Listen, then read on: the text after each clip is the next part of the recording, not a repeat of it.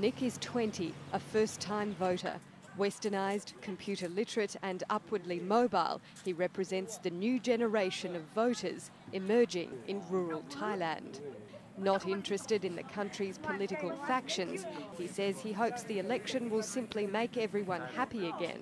เสื้อแดงกับเสื้อเหลืองก็มานานแล้วนะถ้าฝ่ายใดฝ่ายหนึ่งชนะก็ฝ่ายใดฝ่ายหนึ่งก็ลุกขึ้นมาโจมตีอีกครั้งคือผมอยากจะให้มีคนกลางที่จะเคลียร์ปัญหาตรงนี้ให้มันจบลงแล้วก็เป็นประชาธิปไตยแบบเต็มใบครับ Like many young voters, he feels neither major party is taking the middle road. In the end, Nick voted for opposition candidate Yingluck Shinawat because she promised a 3G internet network and tablet computers for school children. Rural voters complain about Thailand's class structure and feel they're missing out on opportunities available in the city.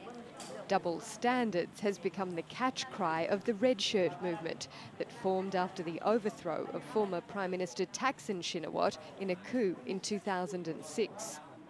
Expectations are high, and not just for populist handouts, but for a democratic resolution to Thailand's political woes.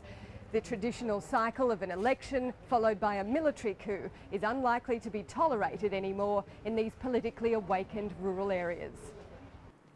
Analysts say military intervention or the refusal of either side to accept the outcome of the election could lead to further violence in Thailand.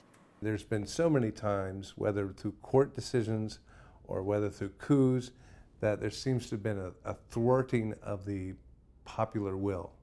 And if that happens again, in a situation where political consciousness is much higher, then it will lead to further chaos, further protests in Thailand. More than 500 kilometres from the capital, Bangkok, these voters are making their voices heard. Bringing the country back together is the more difficult task that lies ahead. Ella Callan, Al Jazeera, Northern Thailand.